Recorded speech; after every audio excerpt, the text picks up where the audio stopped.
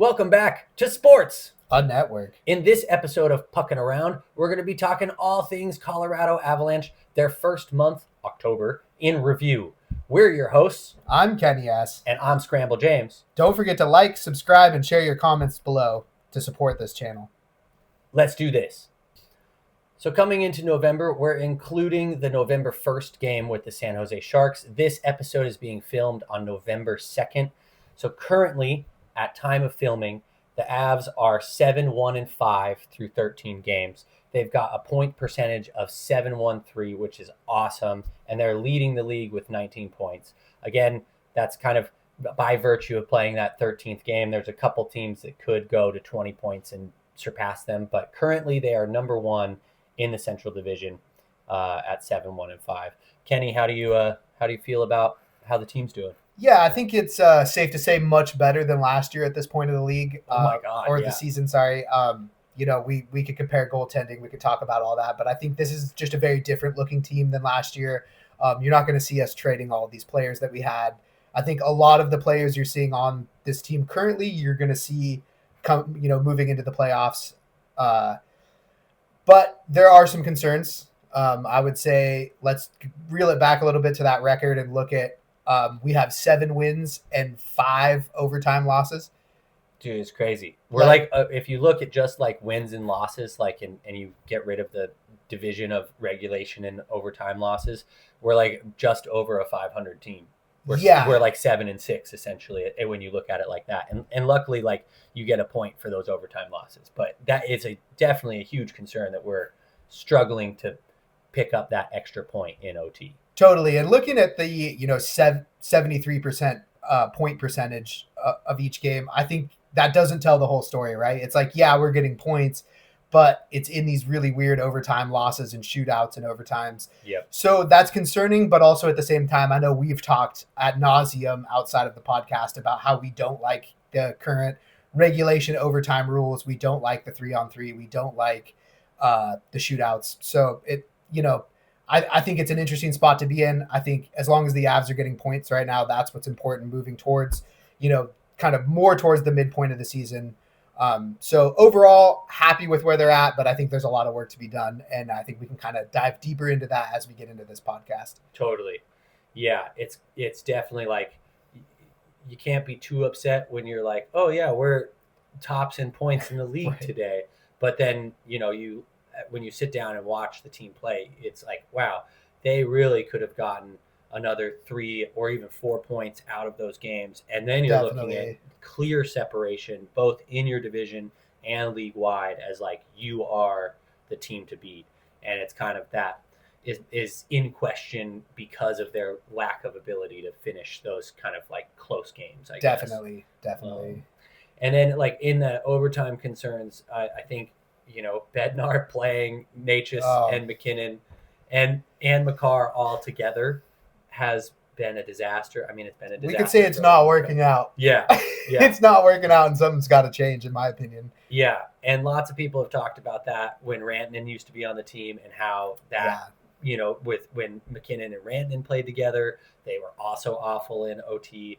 And so, I'd love to see Bednar switch it up and make sure that those guys are not on the ice at the same time. Like, play McKinnon with Nichushkin or Lehkonen. I was just going to bring up Nichushkin. He tends to be a monster in overtime. He's clutch. He's totally clutch. So even when you look at the Sharks game yesterday, like our best chance in OT was when Nichushkin charged the net. Yeah. It was like that guy was like a bull let out of a cage there. Just totally. So I don't understand why Bednar keeps doing that, but Bednar is a creature of habit, I would say. Indeed. And just because something doesn't work doesn't mean he's not going to go back to it time and time again. I mean, right. I think that he's proven that in seasons past. So yeah. I would also just like to talk a little bit about the dichotomy of last year being a team that always happened to figure it out in overtime. It always seemed like we made a lot of great comeback wins, always could kind of find that last point when it really mattered in the games. And so just kind of curious about your thoughts moving forward, if you think this is just a phase, if you think all the new players and the lines are just kind of syncing up and this isn't going to be an issue moving into the playoffs. But for me, it's a concern just because playoffs games aren't usually decided by more than 1 or 2 points. And so we're going to see overtime in the playoffs. And really that's what we're gunning for a cup this year. We're not gunning to be the best team in the regular season, right? We want to win a cup no matter how that happens. So I'm just kind of curious your thoughts on that moving forward and if you think it's going to be an issue. Yeah, I mean, I would say that we're definitely in that category of teams with, like Dallas is there. Yeah. I would say that Florida and Tampa, the top contending teams. Carolina is maybe in this category where it's like cup or bust. I say Carolina maybe because if they just make it past the Eastern Conference Finals, I think that's a step forward for them. Totally. But I think like it's really hard. You can't really compare regular season OT to playoff OT because regular season OT is 3-on-3. It's not real hockey. And I think currently it's interesting. The Avs are really good at tying games from behind, but we haven't been good at getting that winning goal. And last year we did do a good job of that, but we also put ourselves in huge deficits, which this year we're not doing. So I think it's kind of one of those things where the luck ebbs and flows, and I think it will come back. I worry about us being a clutch team overall. I mean, just looking at our series the last couple of years with Dallas in both the second round 2 years ago and last year in the first round, we were not clutch. We choked. I totally agree. Like you can say, oh, game 7 we choked, but like throughout that series, we were the better team. We had a higher Corsi rating. Most of the advanced stats were in our favor. There was multiple games where it's like, if we literally scored one goal, we would, and the same could be said about that, right? You only need to score one goal to get ahead. I would say though that we did dominate 5-on-5 play. Like really, we lost in special teams. And currently this year, we are dominating 5-on-5 play. I like data-driven hockey. You can follow them on Instagram. They do great weekly kind of stat graphics, and the most dominant team currently in the league at 5-on-5 is the Colorado Avalanche, and by a large percentage. So currently the Avs are at 62.3 favorability for goals for percentage in 5-on-5 play. The next closest team is the Rangers at 56%. So we're up by 6% basically. On the next best team at 5-on-5. So on a team that might not even make the playoffs. So it's kind of an interesting stat. I guess I pose this question. Do you think the Avs are still a clutch team? Or do you think that this is a team that just needs to, win in regular time and not have OT wins, that kind of stuff? Do you think the Avs have kind of lost their edge in that? I don't think the Avs are a clutch team. I will go further in saying that I don't think the Avs really in this current iteration of players has ever been a clutch team, because you look at the game 7 record and you cannot say that any of them are clutch. When the year they won the cup, like they had clutch moments, but there wasn't game 7. They were just beating teams. Yeah, they were just straight up just way better. Just better. And even against Tampa, like they go up 3-1 in that series and you're like, okay, they're going to win it at home. They don't. They choke there. And then they get the job done in Tampa, but there wasn't ever a game 7. So, and again, I don't want to say that there aren't clutch moments, but I do not think they're a clutch team. What do you think? I don't think they're a clutch team either. I think they're the type of team that's just going to beat you from the outset, and they're just going to play better hockey for 60 minutes. If they're going to win, right? But when it comes to these really weird situations where the other team got a lucky bounce and now it's going to go into overtime, I have big concerns about them performing and winning that game in those situations. So totally, I think we're pretty aligned on that. Do you want to kind of move forward and chat a little bit about the lines, maybe some of the changes, maybe some of the injuries we've had this month so far, and kind of maybe where we expect them to be in a couple months once some of these people come back? Yeah, I think talking about the lines, like looking at the offensive lines, your top line of Natchez, McKinnon, Lehkonen, like those dudes are delivering. You got to be pretty excited about that line. You have McKinnon, who's tied for second in the league right now in points. You have Natchez, who is on the top 10 in goals, whereas he's tied for third with 9 goals. McKinnon's leading the league in goals, and then Leckie is just the guy. McKinnon has said this. Leckie's just the guy that makes it work. Without Leckie, Natchez and McKinnon are just awful defensively, and they don't have that guy who's willing to go to the dirty areas of the ice. And Leckie fills that role perfectly, while being an incredibly smart player and positionally super. He's sound. Totally the glue player of that line. He holds them together. I think it's funny. We had a chat a few days ago about how I had just mentioned that, it seems like McKinnon's playing a little slow, not getting off to the start that we thought, but he's still, top of points, goals. Like, this guy's still playing incredible. And then you add that extra factor of Natchez, who's playing out of his mind, maybe so far the best career start of his career. Oh, definitely. And you put those two together, I think it's an incredible line, and I think it's really hard to stop. I know we've also talked a little bit about possibly bumping Nichushkin up and maybe moving Natchez or McKinnon around to have 2 just devastating lines. But I think, as we've chatted, I think that currently how the lines are set up, it's probably the best bet moving forward. I think until the top line starts producing less or like ceases to be so productive, you got to keep them together. Until there's a drought, you keep that chemistry. I agree. I totally agree. I also just woohoo Marty Party for 8 more years. I think that is a huge signing for the Avs. I think on a lot of levels, when they're gonna be trying to make the Makar contract work, they left plenty of room for that. I just think, I've seen all these comparisons online between Rantanen and Natchez, and it's a different situation. Rantanen could have been here if he wanted that money, but he wanted more, and he's not here anymore. So I just think this is a big signing to really lock down our top 6 for the next years to come, essentially. Yeah, an 8-year, $92 million contract, so 11.5 mil AAV. And I love how he's responded to signing that contract. It's like he signed the contract and he immediately produces in both games afterwards. Got goals in both games. I think he had a multi-point night at the first game after against Vegas.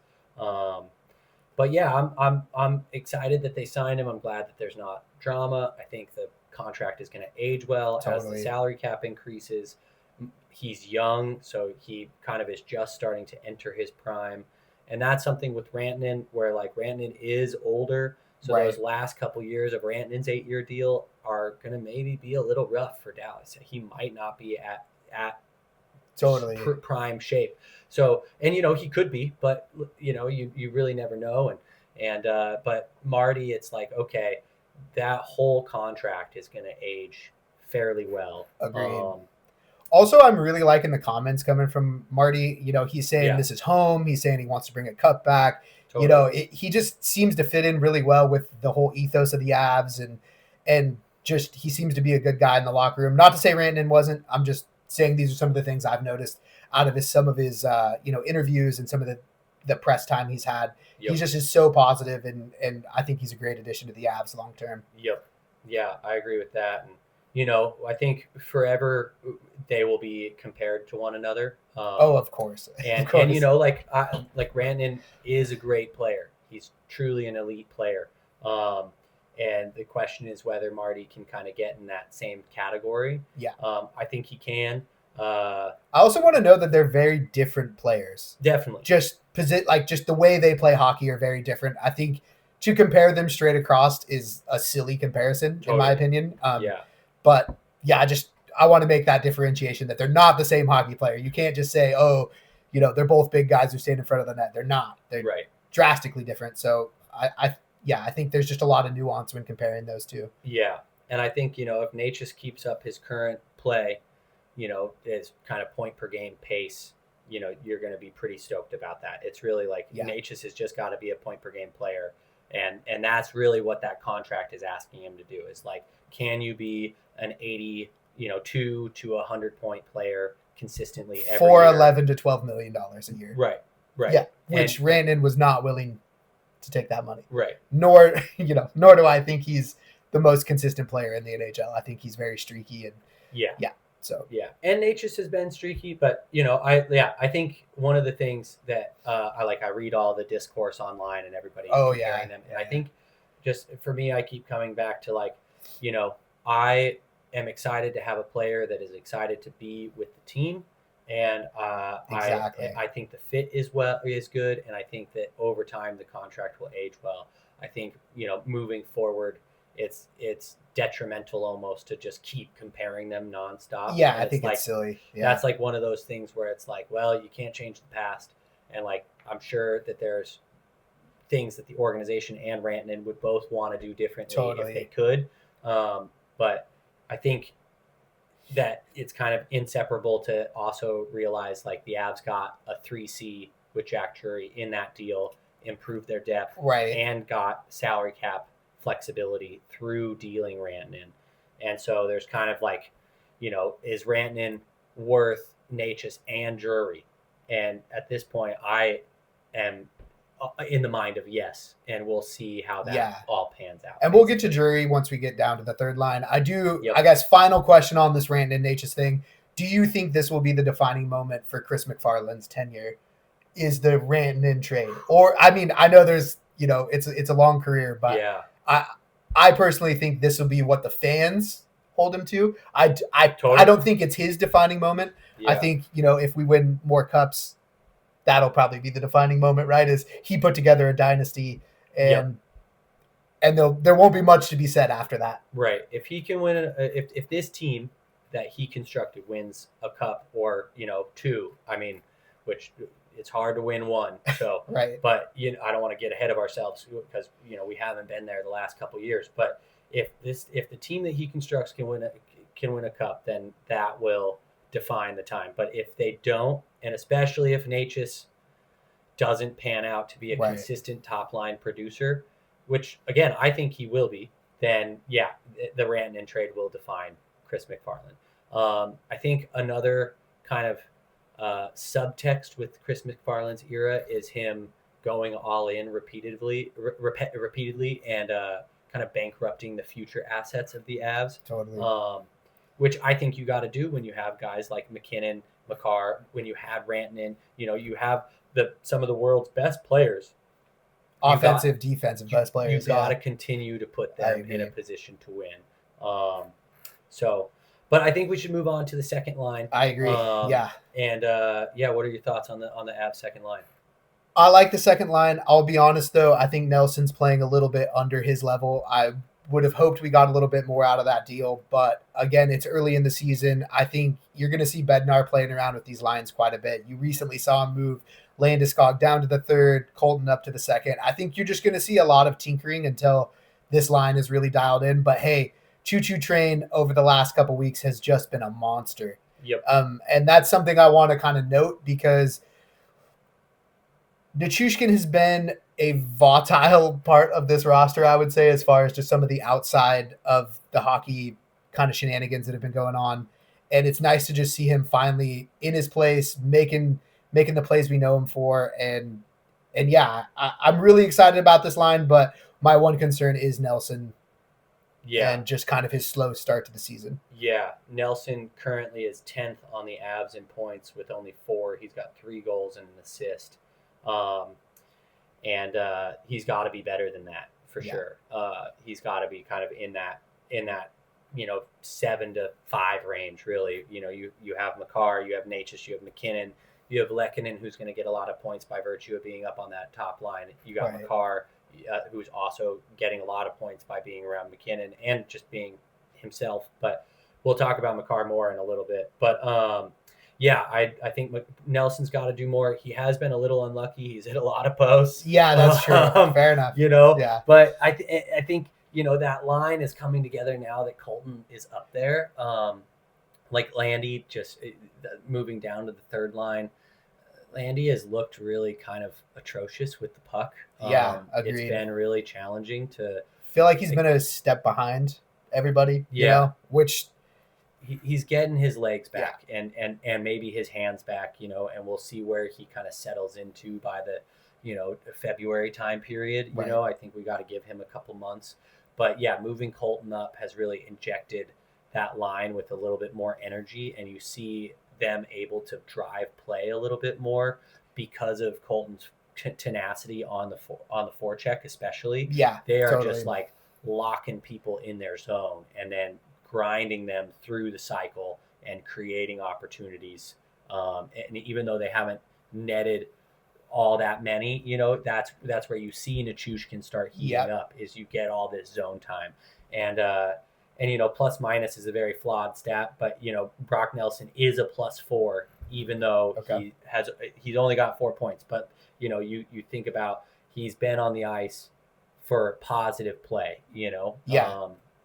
and like that's a valid point. Plus minus is a very flawed stat, but I don't think that line is playing in a way that is detrimental to the team, but they need to play in a more advantageous way for the team to get where it wants to go. Definitely. Would be my read. Definitely.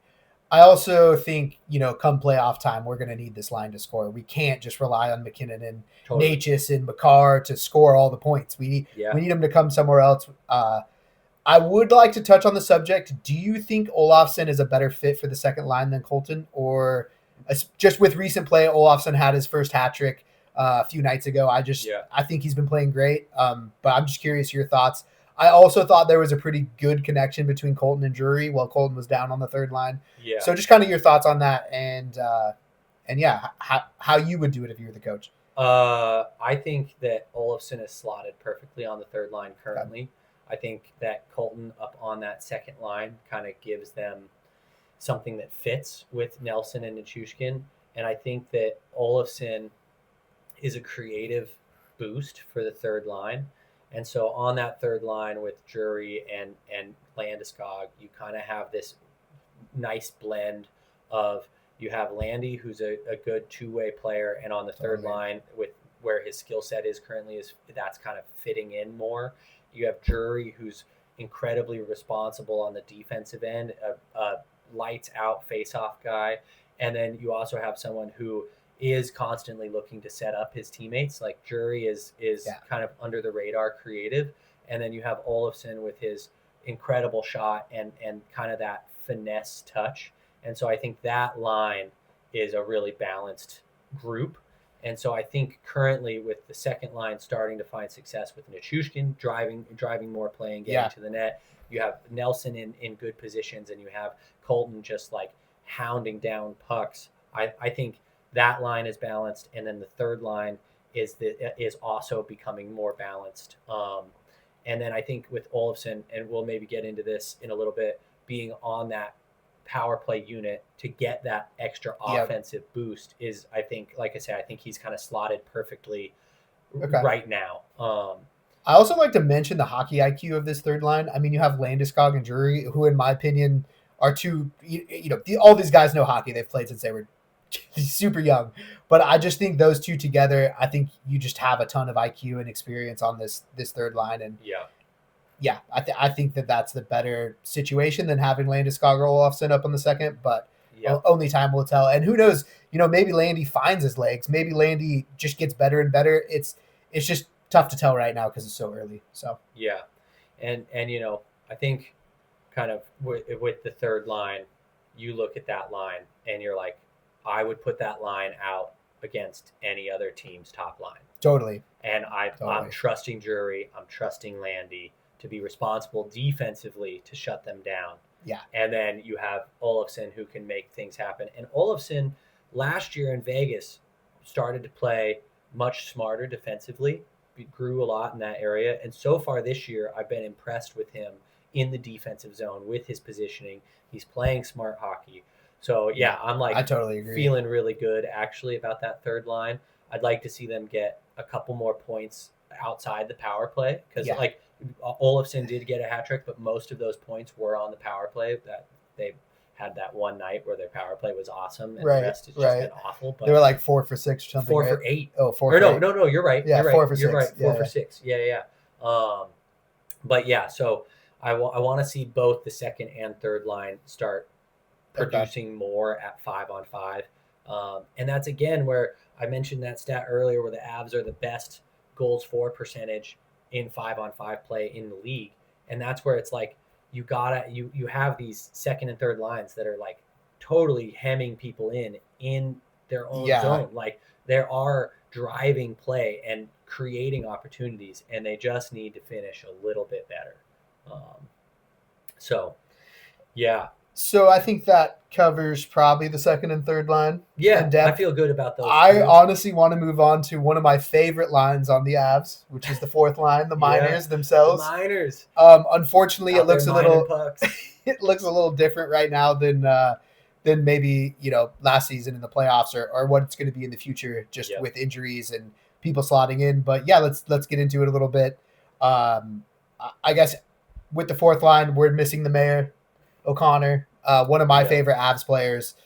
He's out, I think, until mid-December or late November. I read the other day, like this week, that he was like 3 weeks out. So, you got to think like end of the month. Yeah. Like, anywhere from middle, like November through kind of middle December, I think is a good range for him to be coming back. With how well they're playing, I don't think Bednar is going to be like, we have to get him in the first game possible, right? I think it's going to be similar to the Blackwood situation where they're going to wait for the right time and make sure he's 100% before he comes back. Yeah, they're not going to push him. No. He's going to be 100% healthy, ready to rip when they put him back in the lineup. As long as there's no other injuries.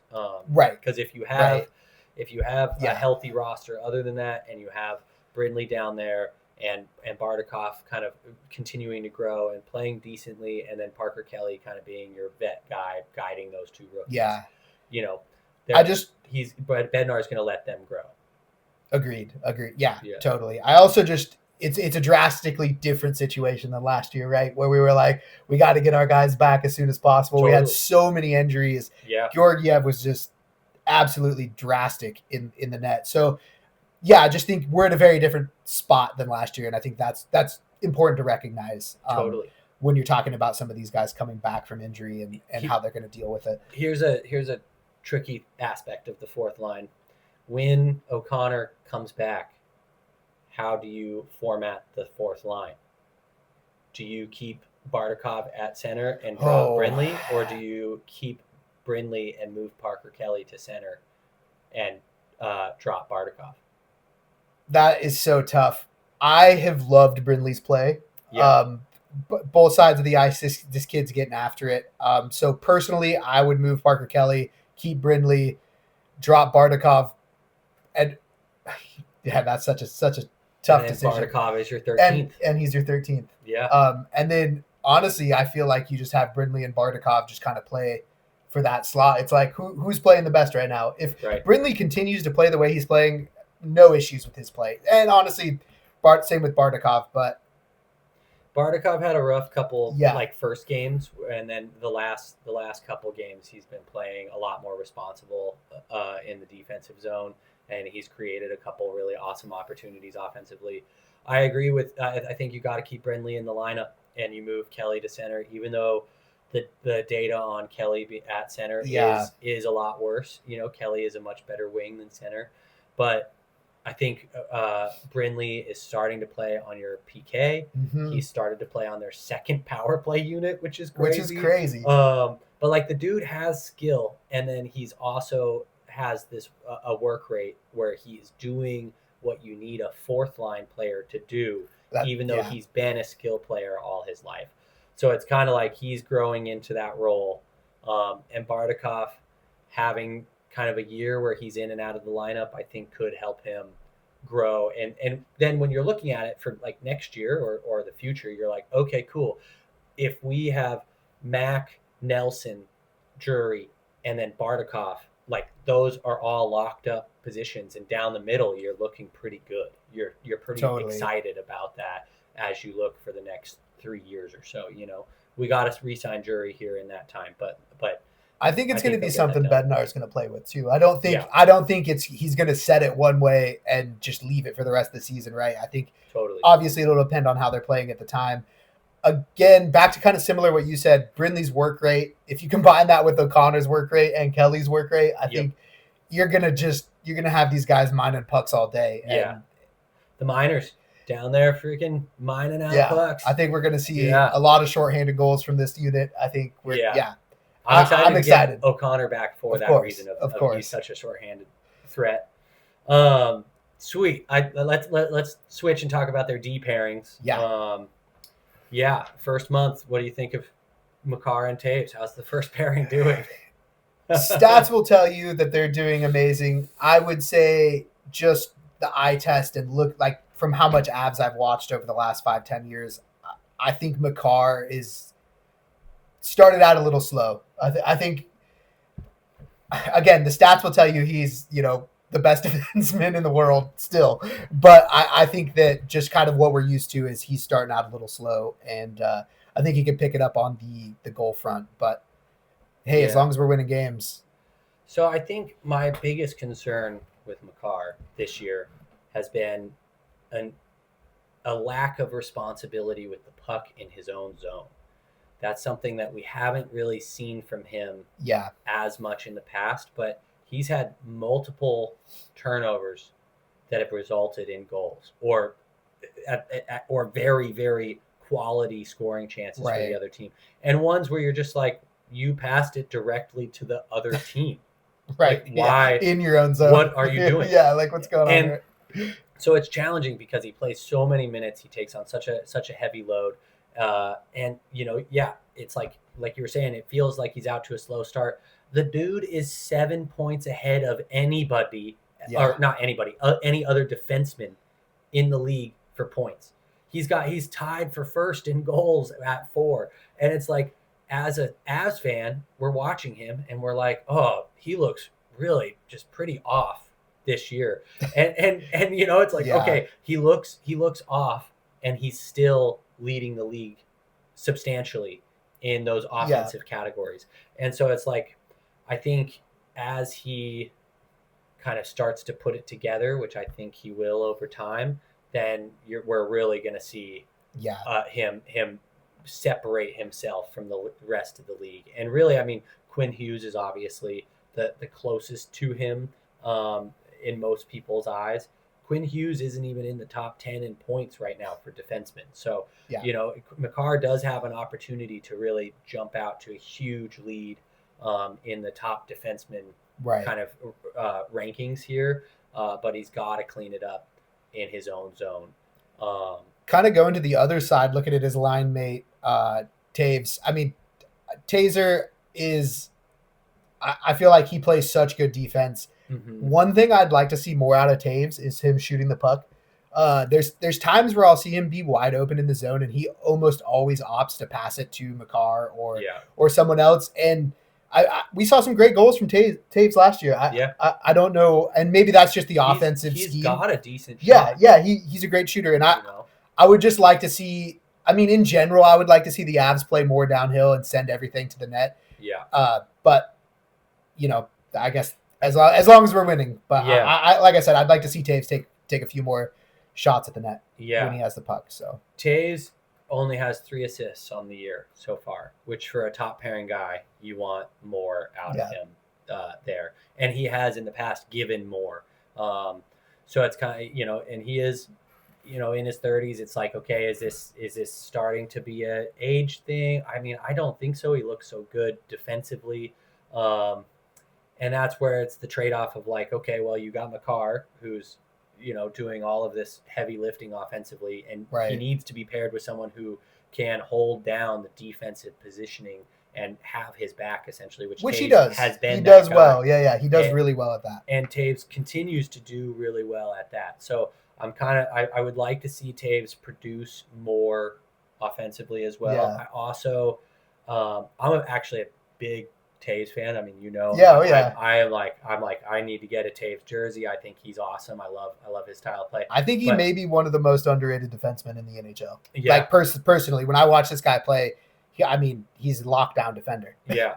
And even then, and this is maybe unfair, maybe I have too high of expectations, I think he's also been more suspect than usual on the back end. Yeah, I'd agree with that. And so that top pairing, I want to see perform better in their own zone. And I think if they do that, the Avs improve a goal every other game in terms of goal against, Yeah, right? Like yeah. the Taves and Makar have been on the ice for some critical errors that have led to some critical goals for the other team. Yeah. Which I think is also a good segue to our next pairing of Josh Manson and Brent Burns. I think me and you are have drastically different opinions of Burns and his role and what he should be doing on the ice. So let's get into it. Let's get into Brent Burns and the enigma that is Brent Burns. Oh my gosh. This guy, what is he? 41 or 42 years old? He's somewhere in there. I don't want to look it up. $3 million contract, which has been realized now that he's played over 10 games, right? Well, it's a $1 million, right, and then he had a $3 million bonus if he played 10 games. Yep, that was deferred to next year's salary cap. So he's a $4 million contract. Yeah. In total, but $3 million is next year, okay. and $1 million of that is this year, cap wise. So I'll start with the things I like about Brent Burns. Maybe you could talk about the things you don't like about Brent Burns. Sure. Yeah. The one thing I love about this guy's game is every time the puck comes to him, he's shooting it on net. Oh, I rarely see him in the zone with the puck, and maybe this is because he doesn't have quite the puck handling skills he used to, but he's just launching them at the net, and I think that is the start of great offense, right? When you're getting the rebounds, everyone's crashing the net. I think this is how you get a lot of those sloppy goals that you kind of need in the playoffs. And yeah, so offensively, I think he's doing some good things. What are your thoughts on Brent Burns? I agree with that. I think I like how he shoots, and the Abs commentators, Riker talked about this a lot, where he's shooting 4 sticks. Yeah, he's shooting 4 deflections, which we saw Nelson get a sweet goal off of a Burns deflection, and that's what we need, like you say, in playoff time. That's how you get those goals. I totally agree with that. I think defensively he has been a bit of a disaster. I agree. He can't really move his feet anymore. He's super slow. He gets pulled out of position because he's trying to support his teammate if his teammate is engaging, but then because he's so slow, he's pulled over, and then they hit the far side player with a seam pass or something like that, and Burns doesn't have the speed and agility to get over to that player anymore, and often he isn't even trying. And he's just saying, he's like, good luck, Wedgie. Right. And he's doing a good job of making that player stay on the outside. He's saying, I'm not going to let you come into the center. I'm going to force you to the outside, but I'm going to give you that top of the circle shot, that face-off dot shot. And, oftentimes goalies can make that save, but it is tricky because teams will shoot for the rebound. And then you're like, so you're basically giving them that. And when you're playing with someone like Manson and you're playing against, top 6 talent on the other team, Manson is committing, then they're sending the puck over here to the far side. Burns is overcommitted supporting Manson. He's shadowing over. Manson overcommits because he just wants to play physical, and then they're able to sneak in that guy to then be able to have a tap in on the back post. Totally. And that is something I've seen repeatedly through games, and whether the other team scores every time or not. And I'm just like, well, we don't want to be leaving people like Randon open with those shots. No, like that. That's how you get burnt. And it's like one of those things where I'm like, I don't mind having Burns in the lineup. I think that he brings a lot to the table. I like his offensive play, but because of the Sam Girard injury, which I think we can get into, it's forced our defensive unit to have guys slotted where they should not be slotted. And that's where like Burns and Manson are a total liability together. But what are you going to do? Put Malinsky with Manson, which I actually kind of think they should do. I think you have a puck move, a little bit better puck mover. I think it's interesting they decided to put the 2 oldest defensemen on the line together. Yeah, totally. I personally love Manson's play. I love his physicality. He's one of the few abs that will get in your face. He will put you on the ice. Yeah. But I do find it interesting that they put him and Burns together, obviously because Sammy G's out, and we can get into that a little bit. But I guess right now more than ever, I'm missing Sammy G. Yeah. I think you're really seeing where he adds it. I think people are very critical of Sammy G because he's a smaller defenseman, not very physical. That's me. but I think you really see where we're missing Sammy G and kind of where he adds to this lineup when you put these two together and you're like, whoa, now we have two slow defensemen together, and it's pretty rough to watch, to be honest. So just kind of an interesting insight there, I think. I agree. We are missing Sammy G. I want to say that last year Sammy G turned me around. I was hypercritical of Sammy G, and then last year I thought he was awesome, and I admit I was wrong, and I think Sammy G is a very valuable second line or second pairing guy. And I'm a Sammy G fan at this point, and especially with him being out, I'm really missing him. Yeah. And I also want to give Manson his flowers. Manson, yeah, you said it. He started the year. He's throwing his body around. He's doing everything you want Josh Manson to do. Yeah. He's hard to play against. He's forcing the other team to keep their head up, and then he's doing more than what you ask him to do. He's had some crazy end-to-end stick handling in front of the net. Who is this dude? And shades of my car at times. You're like, what is happening? Yeah, and so Manson, I've been really.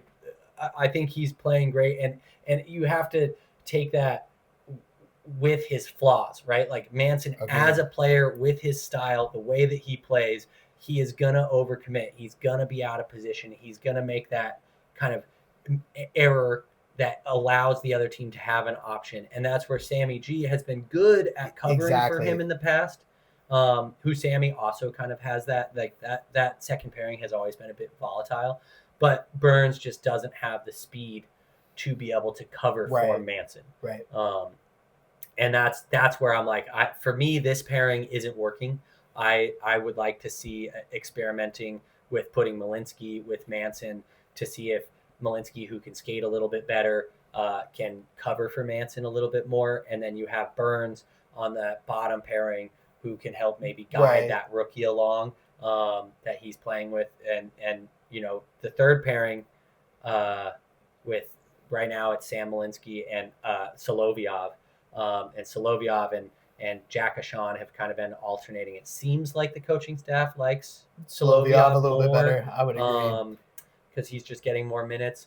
But, that third pairing has really also had a hard time. And I think, you have Solovyov and Ashan just are not NHL level players currently. Right. And I do want to note Sammy G's week to week. So who knows? He could be back Tuesday. He could be back in 3 weeks. It's tough to tell. So obviously, I don't think he's close. No, I don't think he is either. So obviously, these will change, and Sammy G will be back. Burns will be back down to the fourth line with Malinsky, and then you kind of have this like speedster plus big old guy lines, which I think complement each other well. But let's get into the third pairing with Malinsky and Solovyov. Yeah, Malinsky's been great. Yeah. I'm so for stoked. How much we pay Malinsky, I love his play. I think I think he slots in great. There's literally nothing that you could be upset about with Malinsky's setup in Colorado. He was undrafted, signed as a free agent. Yeah. We spent zero resources to acquire him. Yeah.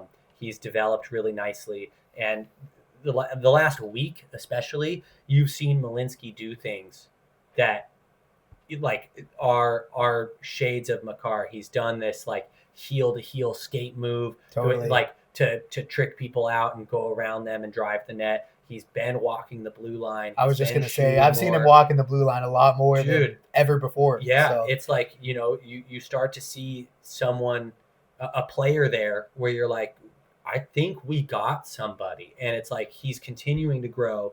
And so it's like, I think with Malinsky, if he can continue his development, improve his puck moving a little bit, because he's inconsistent with that, but he sees the ice well.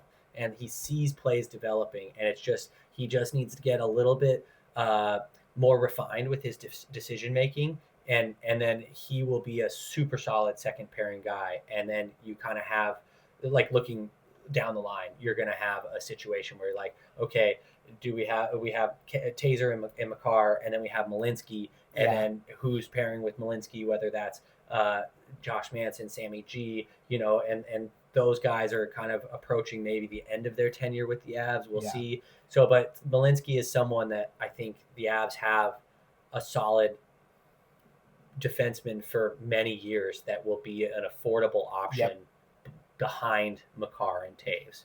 What do you think about him? I love Malinsky's play. I hope the Avs do what they have to do to keep him in the organization moving forward, because I think he's just on a 1 year, right? I believe so. I think it's like 1 year, $1 million, if I'm not mistaken. Yeah, I'll look up his contract really quick. And then obviously Solovyov, it's very hard to even talk about this guy because I don't see him being in the lineup for that long. I think he's just kind of pops in when we have injuries or we need someone to play that night. So I don't want to get too deep into his play. But like you said, I think Malinsky's doing everything right. I think you're definitely seeing him learn from Taser and Makar and kind of emulating some of the way that both of those guys play. And I hope the Avs can keep this guy.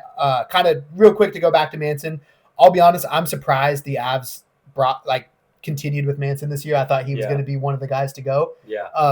So it just kind of shows that the organization believes in this guy. And I think once we get Sammy G back, this defensive core is gonna really round out and be super solid. So.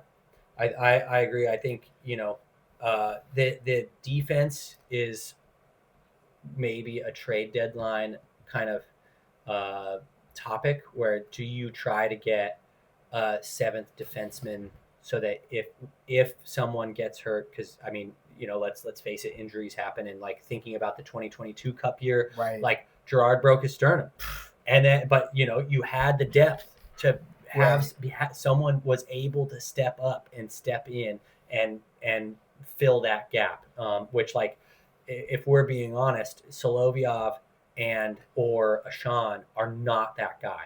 You are not going to be in a playoff series and feel good about playing Jack Ashan or Ivan Solovyov at all.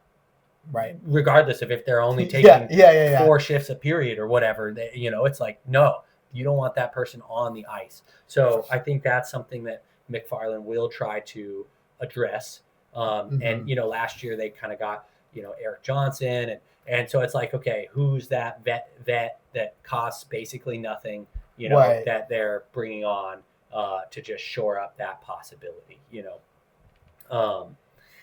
and then, the biggest defender of all is your goaltender. True. And, the Avs have gotten some pretty solid play out of their backup to start the year. Scott Wedgwood, coming out of the gates.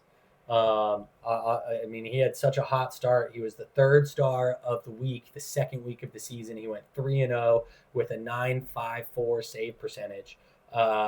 He has kind of since come back to his statistical average, and he's at a 900 save percentage currently. But you got to be stoked about what Wedgie. Couldn't be happier. I know that, early in the month, people were talking, oh, is he going to take over Blackwood's job, this and that. I think when Wedgie's playing hot, we just play Wedgie. We keep him in the net while he's playing great. But it's clear that, he has a statistical average. He's coming back down.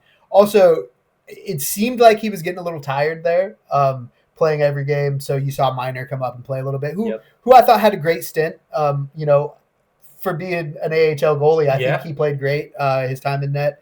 But let's be honest, Blackwood's our goalie. He's who we're going to rely on in these clutch moments. Right. And it's really nice to go back to having a backup that you can rely on. I think what it's been since Francouz that we've had a backup that we're like super stoked about. Yeah. We know we could trust him in the big games if it needs to happen. Yeah. So couldn't say anything better about Wedgwood's play other than that, it's about time we get back to Blackwood and operations as usual for us. So I'm stoked to see Blackwood back. He had a little bit of a rough game, I thought, yesterday. I thought so too. He's going to, at least one of those goals he's going to want back. You can debate which one.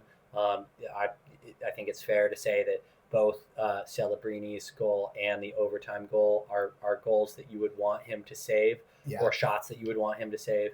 I personally think that the Celebrini shot was a rip, and Celebrini is like He's a good player. He's that dude. He's that good, yeah. Oh my gosh, Celebrini is so fun to watch. Yeah. Some of his movement and his intensity. One thing I think watching this is a little bit of a tangent from the Avs, but watching Celebrini yesterday, something that caught my eye was his physicality. That Totally. guy was not scared of contact and was initiating contact with a lot of people, which I obviously haven't watched him a ton, but my perception of him was not that. I was He's like, a freak. He's a skill player who's going around kind of dodging that. Similar, like Nate just doesn't really initiate contact and kind of shies away. And nothing against him. He's got high skill. He's worked his game around that. But Celebrini he's more like McKinnon, where he's like, I am going happy to throw a reverse hit, happy to just lay people out if they want to come at him. Totally. And we're kind of witnessing a historic moment, is what the broadcast made me realize too with Celebrini, where he's putting himself on lists with Wayne Gretzky and Mario Lemieux for points to start a season by an 18-year-old. Like that dude is 18 years old. I mean, he's gonna basically be a teenager. Obviously all of this year, but he's 18 almost this entire year. Yeah. And you have him. Crazy. You have him for modern, parallels. You have him outpacing Connor McDavid's 18-year-old season. You have him outpacing Nathan McKinnon's rookie year. You have him outpacing Sidney Crosby's rookie. Like the parallels to the modern Mount Rushmore of players, Macklin Celebrini is ahead of all of them. Yeah. And that is crazy. And so I'm super excited to watch him play. I mean, just being fans of hockey, you got to get super excited about guys like this when they come into the league. Yeah. And, hope he plays well. Hope he has a long career. Yeah. But getting back on track with the Avs, last thing before we take a little commercial break is injuries. We talked about O'Connor. We talked a little bit about Girard. Back, yeah. We haven't brought up Kivy, That's cat, right. Kivy Ranta. Meow. Got to steal one from Eric. Yeah. That's so great, funny. Great little soundbite. I love Kivy Ranta. I think I'm so happy we re-signed him this year. But he has been out, so that's kind of where we're at with him. And I think we were talking about Brindley staying in the lineup and Bardakov and kind of what they're going to do. Like, there's a world where Brindley drops and Bardakov drops, and our third line is Kelly, Kivy, and O'Connor. Right. And you're not that upset about that either. So I wonder, is Kivy Ranta the odd man out in terms of the experienced man? So is it going to be Brindley, O'Connor, Kelly as your fourth line? Has Brindley won that spot? Even over someone like Kivy? And I think only time will tell, right? I think basically Bednar is going to let him play for the slot, and whoever the best player at that time is, Bednar will play him. Yeah. I think the advantage that Kivy has there is Bednar trusts him. And likes his play. Yeah. So, yeah. And so, you have a situation where if you play Kelly, Kivy, and O'Connor as your fourth line, you can roll four lines and you feel confident that each line is going to play the way that you want, with responsibility. They know their systemic duties, and Bednar is going to be able to put them out, and that will save the legs of your top six, basically. Bednar is also a creature of habit.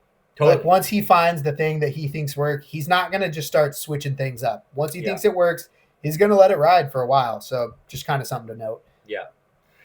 Yep. So moving on, commercial break. We are a independent run podcast just starting out. So if you are someone out there looking to have your business shouted out on the internet into the etherland for millions to hear in the future, please let us know. We are accepting sponsorships currently. And of course, if you're watching out there and you want to send a donation, we've got a donation link in the description of this video. Please support us at our independent station. We want to put out a bunch of content for you, and your donations help us do that and help keep us going. And don't forget to like, subscribe, and comment. Any way that you engage with this channel and this video helps boost us in the algorithmic overlord's eyes, and that helps put us in front of more human eyeballs, which theoretically will also financially support this channel. Also, don't be afraid to tell your friends about the podcast. Just Yep. being here, just watching, that helps as well. So yeah, thank you so much. Yeah. Moving on. Where do you expect the Avs to go from here? What's the next month like? What do you think for November? It's only up from here. Optimism. Up from the top is a good spot to be. Optimism abounds. Yeah. I do have to say, I guess if we're looking at just the next month, I looked at their schedule. I think they only have 3, I would say, very tough games, and then the rest I would say are mediocre to tough. And obviously every team in the NHL is a threat, but let's be honest, there are some teams that are much more of a threat than others. Yeah. So I think the next 3-game run is going to be Tampa, Edmonton, and Vancouver. Yep. Which that Edmonton, Vancouver is a back-to-back. Oh, that's going to be a tough back-to-back. Yeah. I think those are the 3 toughest games, and then we end the month with the Canadiens, which I also think is an incredibly tough team. So those are kind of the 4 games I would look out for. The rest are kind of middle of the road teams sprinkled in there, and I think the Avs should look to have a great month in November. Yeah. And starting December off strong. What are your thoughts? Yeah, I think that I mentioned this at the top of the podcast. Their points percentage is a .731. I expect them to continue at least that pace through this month. They should be getting 75% of these points against the teams that they're going to play. I agree with you. The Tampa, Edmonton, Vancouver stretch is going to be tough. That Montreal game is also the second on a back-to-back, and so that's going to be tough. That is also a day game, which I think they always come out a little slow on day games. Yeah. Are these all away? All these tougher games, or is the Montreal's at home, but they are away at Minnesota the day before, so they do have a travel day there. So it's the schedule this month, and I mean across the league, the schedule is tough this year because of the Olympics. Yeah. But if you include the game, the back-to-back of the October 31st and November 1st, they've got 3 back-to-backs this month. So they have 2 back-to-backs in the span of a week, kind of towards the end. So it's pretty brutal timing wise, but yeah, this Tampa Bay game coming up should be exciting. Anytime you play Edmonton with Draisaitl, McDavid, Makar, and McKinnon, you got basically the top 4 players in the world, as many people would put them as your 1, 2, 3, and 4 in some order. No need for an all-star game. Let's just continue the 4 totally, nations in the Olympics. I agreed with that. Yeah. But so I totally agree with that. I would expect them to be a top 3 in the NHL by the end of this month. I would expect them to still be at the top of their division. Divisionally, you've got Winnipeg and Utah that are playing pretty lights out. Dallas has started to put it together after they kind of had a little bit of a skid. Winnipeg, I keep waiting for their luck to run out and for them to become an average team, because all of their analytics are very average except for Connor Hellebuck and generally their power play. But we'll see what happens with Winnipeg. They might just Hellebuck might just continue to put them at the top of the division all the time. But Utah, I think, is going to regress a little bit to their kind of standard. But I don't think they're going away. I think the top 4 right now in the division of Colorado, Winnipeg, Utah, and Dallas is going to be the top 4 at the end of the year. I agree. And so, unless you see some crazy surge by the Blues, but I just don't think the Wild have the team to put it together. And I totally agree with that. No. Yeah, so we'll see. My biggest game for the next stretch is that Edmonton game. Watch out for that. That's going to be fireworks. So, anything else you want to mention on the podcast, Kenny? No, go Canada. That's who I'm rooting for in the Olympics. Right. I gotta just throw that in there. We will be doing a special episode just on the Olympics and kind of the competition and all that going surrounding the Olympics in February. I imagine we'll put that episode out in January. Yeah. So be on the lookout for that moving forward. Yep, and we're going to be trying to do these review for the Avs every month at the very least. So check back here in November, and then we're going to be doing league-wide reviews also. So keep coming back, check our content. That'll do it for today's episode of Puckin Around, focused on the Colorado Avalanche in their first month. We're your hosts. I'm Kenny S. I'm Scramble James. And don't forget to like, subscribe, and comment below to support this podcast. That's right, and we hope you all have a great day. Thanks for hanging out with us, and enjoy watching some hockey.